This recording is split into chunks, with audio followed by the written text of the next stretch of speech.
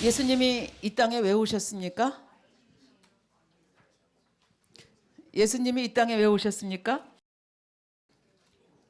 십자가에 돌아가심으로 우리에게 구원의 길을 열어주시기 위해서 오셨습니다. 근데 그것만 생각하면 예수님이 그냥 30년간 사시고 사역 그냥 세상적으로 아무 하시지 않고 하다가 그냥 십자가에 돌아가시면 되잖아요. 그런데 예수님은 하나님은 너무 사랑이 많으시기 때문에 예수님은 태어나는 그 순간부터 십자가에서 마지막 숨을 거두시는 그 순간까지도 1분 1초도 자신을 위해서 사시지를 못하셨습니다. 다른 말로 바꿔 말하면 태어나는 순간부터 마지막까지 다 인생들을 위해서 1분 1초를 다 바치셨다는 얘기가 되겠습니다. 그래서 어떻게 1분 1초를 다 바치셨는가 하는 것이 십자가상의 그 십자가의 섭리 속에서 이제 여러분께 말씀을 드릴 것입니다. 비행기 타고 오신 분들 많으시죠? 아마 비행기 첫 번 타시는 분도 계실지 모르겠어요. 저도 이제 비행기를 첫 번에 타본 게 대학 졸업하고 유학 갈 때 처음으로 미국 가는 비행기를 타봤거든요. 근데 이제 그때는 저는 정보가 있었기 때문에 그냥 그 비행기를 잘 타고 갔는데 우리 그 장로회 총회장으로 계시는 그 보아슬리가 계십니다. 근데 그분이 첫 번째 비행기 탔던 경험을 얘기를 해주셨어요. 근데 너무나 공감이 가기 때문에 여러분께 또 우리가 오늘 공부하고자 하는 거하고 연결이 되기 때문에 말씀을 드리겠습니다. 사실 우리 대한민국도 굉장히 가난했거든요. 그래서 비행기 타고 외국 간다는 것이 쉽지가 않았습니다. 지금은 굉장히 이제 저희들 부유하게 됐기 때문에 비행기 타고 정말 왔다 갔다 많이 하지만 한 20년 전, 30년 전만 해도 비행기 타는 것이 쉽지가 않았던 시절입니다. 그래서 이분이 어찌어찌해서 미국 가는 비행기를 타게 되셨어요. 근데 여러분들이 아시겠지만 미국 가는 데는 한 14시간 정도 걸리잖아요. 그러면 중간중간 음료수도 나오고 중간중간 식사도 제공이 됩니다. 그럼 이제 스튜어디스가 와가지고 묻습니다. 뭐를 마시겠냐고. 근데 이분이 안 마신다고. 그다음에 식사를 또 해서 뭐 치킨이 있고 뭐 비프가 있는데 뭘 드시겠냐 그러니까 나는 안 먹는다고. 그래서 끝까지 아무것도 안 먹고 쩔쩔 굶고 비행기에서 내리셨거든요. 근데 나중에 아니까 그 왜 안 먹었겠어요? 돈은 없는데 자꾸 먹으라 그러면 돈 내라고 할까봐 그걸 못 먹은 거예요. 근데 사실은 비행기 티켓에 그 주스 값도 포함되어 있고 식사비가 다 포함이 되어 있거든요. 근데 그걸 몰랐기 때문에 하나도 안 먹어도 미국까지는 갈 수 있어요. 미국까지는 갈 수 있지만 사실은 미국까지 가는 14시간 동안에 영화도 볼 수 있고 주스도 마실 수 있고 식사도 먹을 수 있고 굉장히 행복한 시간을 가질 수 있는데 이분은 그걸 몰랐기 때문에 안 먹습니다. 안 먹습니다. 배는 쫄쫄 굶으면서 그렇게 갔다는 얘기입니다. 그래서 제가 그걸 들으면서 우리도 신앙생활도 그렇게 하고 있지 않은가. 근데 사실은 예수님은 단순히 우리의 구원을 위해서만 이 땅에 오신 것이 아닙니다. 우리가 이 땅에서 살 때도 행복하게 즐겁게 모든 축복을 누리면서 살도록 예수님께서 섭리해 놓으셨습니다. 근데 그걸 모르기 때문에 구원 하나만을 붙잡고 살아가는데 그렇지가 않다는 거죠. 그래서 예수님께서는 아까도 말씀드렸지만 태어나는 순간부터 십자가의 마지막 내 영혼을 받아주시옵소서 하는 그 마지막 순간까지 다 우리를 위해 하셨다는 겁니다. 그러면 먼저 십자가에 담긴 섭리에 대해서 말씀을 드리겠습니다. 제일 먼저 섭리가 구유에 놓이신 섭리에 대해서 아마 이제 우리 책에서 말씀을 하고 계시죠. 하나님의 아들이신데 호화로운 궁전에서 태어나셔도 좋지 않겠습니까? 그런데 거할 곳이 없어서 베들레헴에 와서 그 호적조사 때문에 왔다가 아기 낳을 곳을 마땅히 없어가지고 어떻게 했어요? 짐승의 우리에서 예수님을 낳았어요. 그래가지고 어디다 누웠어요? 짐승의 밥통 구유에다가 아기 예수를 누이셨어요. 그럼 이게 영적으로 무슨 뜻이 있느냐? 구유는 뭐예요? 짐승의 먹이잖아요. 그럼 짐승하고 사람하고 무슨 관계가 있냐? 네, 지난번에도 여러분에게 말씀드렸지만 인간은 영혼, 육 세 가지로 되어 있다 말씀을 드렸습니다. 그런데 아담이 범죄함으로 무슨 일이 벌어졌다 그랬어요? 영이 죽었다 그랬죠. 영, 혼, 육. 이게 인간이 이렇게 되어 있는데 아담이 범죄해서 죄인이 되면서 영이 죽었습니다. 그러면 혼이 주인이 대신되고 영, 혼, 육만 가지고 우리가 사는 거예요. 그러면 짐승은 어떻습니까? 짐승은 아예 처음부터 영이 없잖아요. 그러니까 짐승은 뭘로만 돼 있어요? 혼하고 육으로만 돼 있습니다. 그러니까 인간이 영이 죽고 나니까 영이 역할을 못하고 혼이 주인 역할을 하고 나니까 짐승하고 다를 바가 없이 됐어요. 이건 제 말이 아니라 전도서에 나오는 말씀입니다. 짐승과 다를 바가 없이 됐어요. 그래서 짐승과 어떻게 만물의 영장인 사람을 짐승에다 비교하느냐.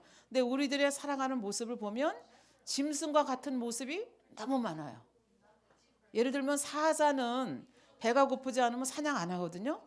그런데 사람은 배가 고플 때만 음식을 먹는 게 아니라 어떻게 해요? 자자손손까지 손자 그 증손자까지 먹을 것까지를 다 저축해 놓으려고 재산을 엄청나게 모아가죠.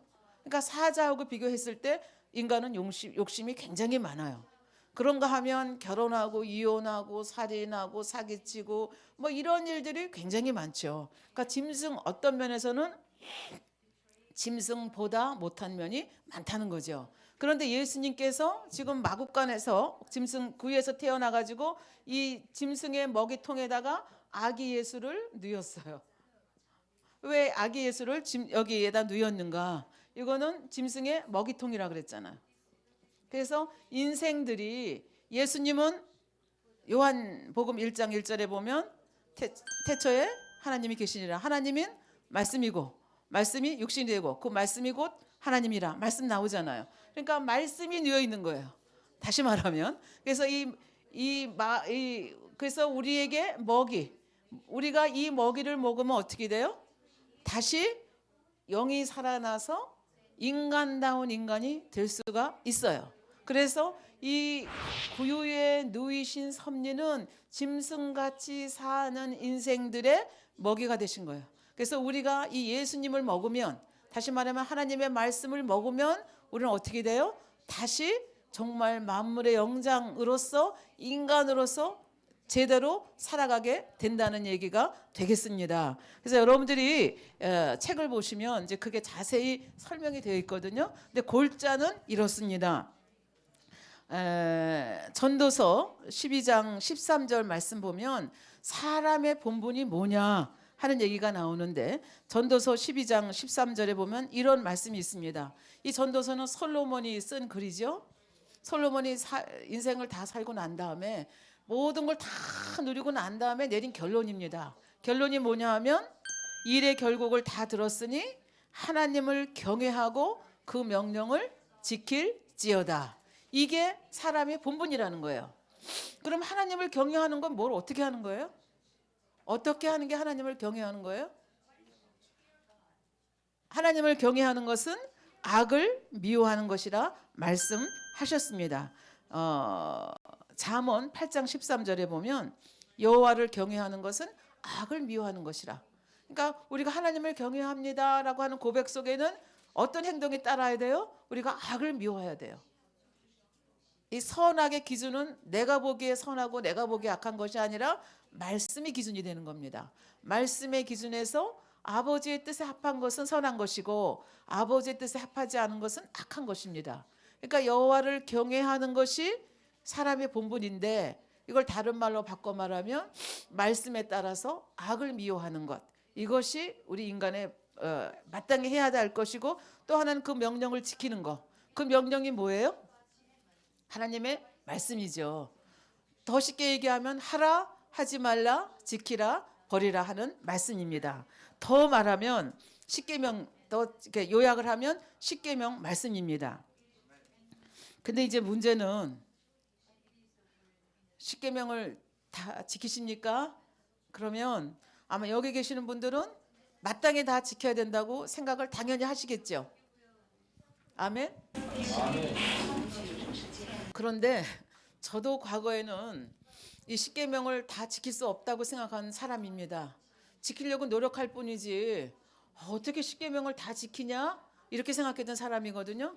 근데 그렇게 생각하면 정말 못 지킵니다. 왜? 내 머릿속에서 지킬 수 없다고 생각했는데 어떻게 지키겠습니까? 그런데 성경 말씀을 자세히 읽어보면 그러니까 잘못 가르침 받은 거죠. 근데 이제 만민교회 와서 이재룡 목사님 말씀을 듣다 보니까 처음에는 다 지킬 수 있다 그래서 저도 그거 어떻게 다 지켜? 이렇게 생각하면서 처음엔 동의를 안 했습니다. 근데 말씀을 듣다 보니까 하나님의 명령이에요. 하나님은 거룩하신 분이고 하나님은 온전하신 분이고 또 말씀합니다. 내가 거룩하니까 너희도 거룩하고 내가 온전하니까 너희도 온전하라 말씀하십니다. 그리고 더 우리가 하나님을 믿어드린다면 하나님이 우리 인생들의 연약함을 아시는 하나님이 우리가 지키지도 못할 것을 지키라고 말씀하시겠는가? 그러니까 하나님이 지키라고 명령하셨는데 그것을 못하겠다고 하는 것은 내 육신의 생각입니다.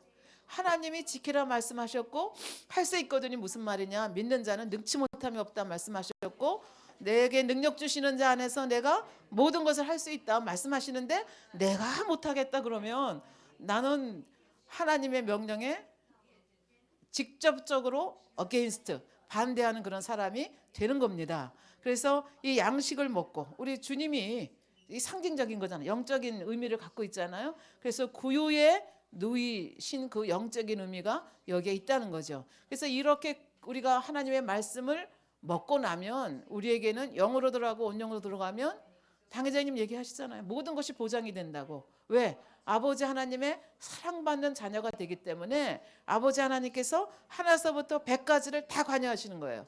이 온 우주의 주인이 되시고 모든 것이 가능하신 아버지께서 모든 것을 관여하시면 내가 걱정할 것이 무엇이 있겠느냐 하는 말씀입니다. 아까 비행기 말씀드렸죠. 주스도 마시고 밥도 먹어야 되는데 쩔쩔 굶으면서 사는 거 굉장히 똑똑한 것 같지만 사실은 굉장히 미련한 거죠. 하나님의 사랑을 깨우치지 못했기 때문에 이 세상에 살면서 그렇게 비행기 타가면서 아무것도 못 먹고 가는 것처럼 그렇게 인생을 살 필요가 없다는 얘기예요. 아버지는 사랑이시기 때문에 모든 것을 준비하셨고 그걸 믿음으로 받고 우리가 다 모든 것을 즐겨야 된다 하는 말씀을 드리는 겁니다. 두 번째는 짐승의 우리에서 태어나시고 조금 전에 말씀드렸죠. 태어나시고 가난하게 사셨습니다. 가난하게 사신 걸 어떻게 알 수 있어요? 예수님이 말씀하셨잖아요. 여우도 굴이 있고 새도 둥우리가 있는데 나는 머리 둘 곳이 없다. 그러니까 집 한 칸 하나 제대로 못 가지고 사신 거예요. 그러니까 예수님이 굉장히 가난하게 사셨다는 얘기입니다. 그러면 예수님이 능력이 없으시냐? 안 그렇잖아요. 오병이요 기적. 떡 5개 하고 고기 2마리 가지고 남자만 5,000명을 먹이고도 12바구니가 남았습니다. 물을 포도주로 변화시킬 수 있는 분입니다. 베드로에게 가서 고기를 잡아서 첫 번째 잡는 고기에 입을 열면 동전이 들어있을 것이라 얘기했습니다.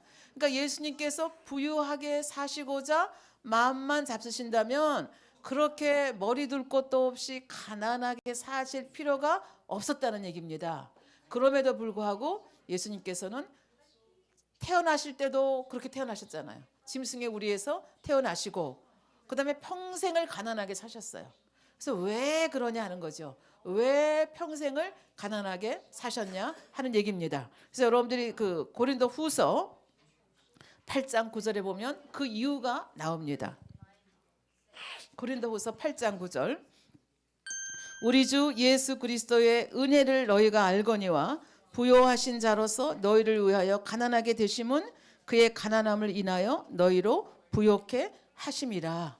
쉽게 얘기하면 인간은 사실은 에덴 동산에서 지음받았을 땐 가난한 존재가 아니었습니다. 하나님께서 주시는 모든 것을 누리는 너무나 부유한 존재였습니다. 그런데 죄를 짓고 이 땅으로 쫓겨오면서 모든 것이 저주를 받았습니다. 그래서 땅을 땀 흘려 갈지 않으면 우리가 먹을 수 없게 됐습니다. 그러니까 이런 저주를 받았기 때문에 이 가난도 저주의 한 형태인 거죠. 근데 하나님 아들이신 예수님께서 이 땅에 오셔서 가난하게 사심으로 우리의 가난함을 대신 지고 가셨어요. 그러니까 우리는 가난하게 살 필요가 없다는 얘기가 되겠습니다. 왜? 예수님께서 우리의 가난을 대속해 주셨기 때문에 그렇습니다. 근데 잘못 오해하시는 분이 많죠. 예수 믿으면 가난하게 사는 것이 덕이 된다. 그렇게 얘기하시는데 사실은 가난은 저주입니다. 그리고 예수님께서 이렇게 가난을 지시고 가셨기 때문에 우리가 가난하게 살 이유가 없는 것이죠. 그래서 물질의 축복을 구하는 것이 잘못된 것이 아니다라는 얘기입니다. 그래서 한번 보세요. 아브라함도 부자였죠. 요셉도 부자였죠. 이삭도 부자였죠. 그 다음에 야곱도 부자였죠. 고넬료도 부자였죠. 부자. 그러니까 예수를 잘 믿으면 아버지가 축복을 하시기 때문에 우리가 얼마든지 부유하게 살 수 있습니다. 물론 사도 바울과 같은 분이 계십니다. 사도 바울은 하나님의 주신 사명 때문에 그걸 누리지 않은 것뿐이지 얼마든지 누릴 수 있었던 거죠. 그래서 이 물질의 축복을 구하는 것이 잘못된 것이 아니다. 그리고 우리가 부유하게 살면서 선한 사업에 부하면 하나님께 우리가 영광을 올려드리게 되죠. 예를 들어서 우리가 전도할 때 아주 가난한 모습으로 가가지고 하나님을 믿으면 하나님은 부자시기 때문에 부유하게 되십니다. 그러면 그분이 여러분들을 위아래로 이렇게 훑어보실 겁니다. 그리고 자기나 부자, 자기나 잘 먹고 잘 살지, 나는 자기보다 낫네. 그러면 이게 전도가 안 되는 거죠.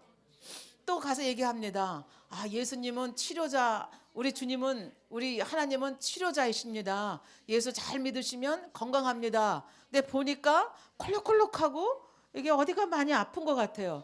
그러면 당신이나 잘 믿으시오. 이렇게 얘기가 되는 거죠. 그러니까 우리가 정말 하나님께 영광 돌리고 싶으면 어떻게 해요? 부자가 돼야 됩니다. 우리는 건강해져야 됩니다. 근데 부자가 되고 건강하게 되는 비결이 성경 속에 지금 들어있는 거예요. 그래서 그 첫 번째 부자가 되는 비결이 지금 여기 여러분에게 말씀을 드리고 있는 겁니다. 그래서 우리가 하나님의 영광을 위해서 이 물질을 구하는 것은 절대로 잘못된 것이 아니다 하는 얘기를 여러분께 드리고, 이 물질의 하나님을 믿음으로, 예수님을 믿음으로, 예수 그리스도를 믿음으로 이 물질의 축복을 받은 대표적인 분이 우리 당 회장님이십니다. 아마 여러분들은 그냥 멀리서 보시기 때문에 얼마나 물질의 축복을 많이 받고 계신지를 상상하기가 어려우실 텐데요. 이 당 회장님은 예수 믿기 전에 엄청나게 빚이 많았습니다. 너무너무 가난했습니다.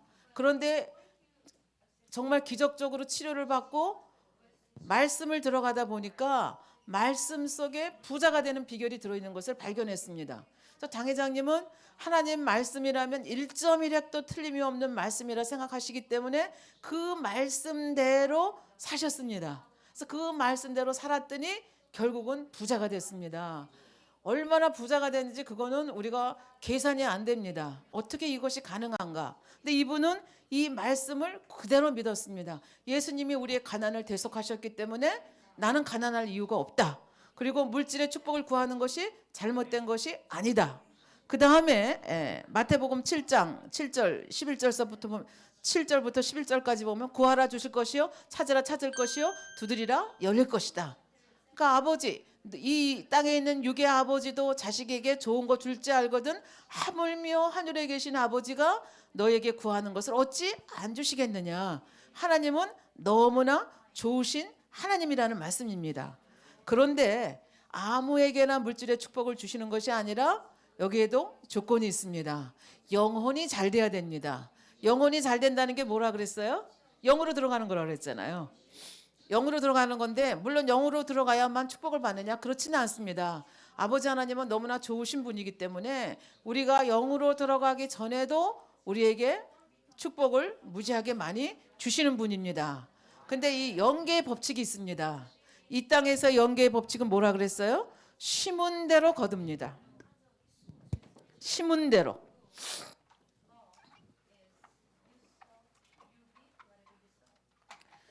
심은 대로 거둔다. 행한 대로 받는다. 심은 대로 받는다. 그러니까 이게 무슨 말이냐 하면 성경에 보면 너희가 많이 심으면 많이 거두고 적게 심으면 적게 거둔다는 얘기가 있습니다. 농사 지으신 분들 알잖아요. 예를 들면 밭이 이렇게 많아도 내가 농사를 여기만 지으면 적게 심는 거잖아요. 그러니까 여기서 밖에는 수확을 못 얻는 거예요. 그런데 씨를 다 뿌려놓는 거예요. 씨를 다 뿌려놓으면 전체에서 거둘 수 있다는 얘기가 되는 거죠. 그러니까 당 회장님은 이 원리를 아는 거예요. 아, 심은 대로 거두게 하시는 분이구나. 그러면 많이 심으면 많이 거두겠네. 그다음에 하나님은 즐겨내시는 자를 좋아한다 그랬거든요. 그러니까 억지로 하는 게 아니라 하나님의 은혜가 너무 감사해서 하나님 앞에 심을 때 하나님이 못 하시는 것이 하나 있어요. 그게 뭐냐면 빚지고는 못 사시거든요. 그러니까 이렇게 자녀가 심으면 하나님이 이걸 보고 가만히 계시지를 못해요. 축복을 하셔야만 족하신 분이거든요. 그래서 심은 대로 거두게 하세요. 그러면서 11조 얘기 여러분들 제가 설교하면서 했기 때문에 아마 거의 다 들으셨을 줄 생각하는데 11조는 하나님이 내 거라고 내놓으라고 그러신 거잖아요. 이 온 우주가 다 아버지 것인데 아버지가 그걸 우리에게 주셨거든요. 그래서 그걸 인정하는 거예요. 아버지가 온 우주의 주인이십니다. 물질의 주인이십니다 하는 것을 인정하는 내 사인이 뭐냐면 11조를 아버지 앞에 드리는 거거든요. 근데 11조도 말라기에 보면 무슨 11조를 드리라 그랬어요? 온전한 11조를 드리라 그랬어요. 그래서 저는 이 온전한 11조에 대한 개념을 그전에는 알지 못했어요. 당 회장님 설명을 듣기 전까지는 온전한 11조가 뭔지를 그냥 이해하지 못했어요. 그냥 월급의 10분의 1 띄어서 하나님 앞에 내면 된다 이렇게 생각을 했거든요. 근데 제가 부끄러운 고백했죠. 저는 하나님을 그렇게 사랑하지 못했어요. 당 회장님이 사랑하는 것만큼. 그래서 예를 들면 제가 500만 원을 받으면 세금으로 100만 원을 띄면 나중에 네트가 얼마가 남아요? 400이 남죠. 그러면 여기에 대한 11조를 한 거예요. 40만 원. 근데 온전한 11조가 되려면 얼마를 해야 돼요? 50만 원을 해야 되는 거예요. 세금 띄기 전에, 비포 텍스 하기 전에 이거 내야 되는데 저는 굉장히 하나님에 대해서 인색한 사람이었습니다. 그러니까 내긴 내야 되는데 어떻게 하면 조금 낼까 하다 보니까 세금 띄고 요거에 대한 거 했습니다. 근데 나중에 당 회장님 설명을 듣고 보니까 50만 원뿐만 아니라 제가 선물 받는 거 누가 저한테 마프라를 선물했습니다. 누가 저한테 사과 한 박스를 선물했습니다. 누가 저한테 꿀 한 병을 선물했습니다. 그러면 이거에 대한 11조도 또 떼야 되는 거예요. 근데 이거는 꿈에도 생각을 못한 거예요. 그런데 당 회장님 설명을 딱 듣고 보니까 야, 내가 하나님 거를 많이 도둑질했구나. 나는 라버 도둑자예요. 하나님 것을 감히 도둑질한 사람이에요. 그리고 당 회장님 말씀하세요. 이렇게 하면 뭐라 그랬어요? 성경에서 너의 곳간이 차고 넘치도록 내가 주겠다. 나를 시험해 보라까지 말씀하셨잖아요. 그러니까 하나님이 자신이 있는 거예요. 하나님은 축복을 주고 싶은데 심은 대로 거두는 거잖아요. 하나님은 사랑의 하나님이시면서 동시에 공의의 하나님이시기 때문에 심지 않으면 줄 수가 없는 거예요. 그러니까 우리로 하여금 축복을 주시기 위해서 많이 심어라 얘기하는데 우리는 육신의 생각을 하는 거예요. 아깝다. 50만 원 너무 많다. 40만 원만 내자. 근데 이것이 하나님 보시기에 섭섭하신 거예요. 그러니까 하나님이 주시고 싶어도 많이 주실 수가 없는 거죠. 그래서 저도 이 이야기를 듣고 나서부터는 넉넉하게. 그래서 당 회장님은 어떻게 하신다 그래요?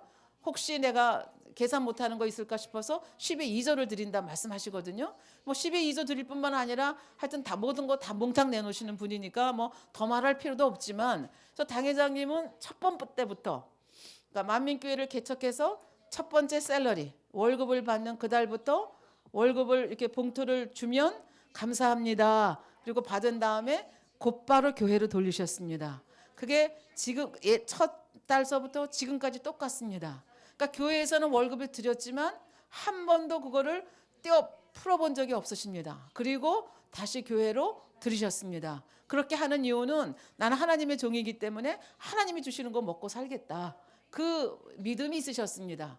그래서 이렇게 그 심은 대로 거두고 즐겨내시는 거 하나님이 좋아하시고 온전한 12조를 할 때 하나님께서 누르고 흔들어 넘치도록 주신다고 하는 그 말씀을 그대로 믿은 거예요. 그래서 그렇게 심다 보니까 가난해도 심었습니다. 없어도 심었습니다. 이렇게 하다 보니까 이 부유하게 되신 거예요. 그래서 그 물질의 축복을 본격적으로 받아 나가던 때를 기억하신다 말씀하셨습니다. 그게 언제냐면 예수 그리스도를 영접하신 지 만 3년 되었을 때, 그게 정확하게 영으로 들어가는 그달부터 하나님께서 무지하게 축복을 하셔서 빚을 몇 달 만에 싹 갚을 수 있도록 하셨다. 그래서 우리 보고 어떻게 해요? 영으로 빨리 들어오십시오. 모든 문제가 해결됩니다. 그렇게 저희에게 말씀을 하시는 겁니다. 그래서 이 물질의 축복을 받는 비결, 예수님이 우리의 가난을 다 대속하셨는데 우리가 맨날 가난하게 살 필요가 없다는 거죠. 믿음으로 이거를 받고, 그 다음에 이 성경에 있는 말씀의 원칙대로 많이 심고 즐겨 심고 온전한 11조를 드리고, 그러고 나면 말씀대로 살고 나면 아버지께서 주시는데, 아버지는 좋으신 하나님이십니다. 좋으신 하나님이라서 우리가 영으로 못 들어가도 어떻게 주시는가 하면은 누르고 흔들어 넘치도록 주십니다. 최소한도 누르고 흔들어 넘치도록 주시고요. 그 다음에 우리가 영으로 들어가고 온영으로 들어가면 어떻게 주신다고 그랬는가 하면 30배, 60배, 100배로 주신다고 그랬어요. 한번 생각해 보세요. 내가 심은 거 30배 받는다. 엄청난 거거든요. 내가 심은 거 60배 받는다. 엄청난 거거든요. 그러니까 우리는 기필코 어떻게 해야 돼요? 영으로 들어가야 돼요. 온영으로 들어가야 돼요. 그러면 이 100배로, 온영으로 들어가면 100배로 주신다. 하나님이 성경에서 말씀하셨잖아요. 그대로 순종했을 때 하나님이 그 순수한 순종의 믿음을 얼마나 기뻐하시고 얼마나 보장하시는가를 우리에게 산 증인으로 당회장님을 세우셨다는 것. 그리고 그런 샘플을 우리가 눈으로 보고 있다는 것은 대단한 영광이고, 우리도 용기를 얻을 수 있잖아요. 눈으로 보니까 우리도 그렇게 살아야 되겠다 생각을 하게 되겠죠.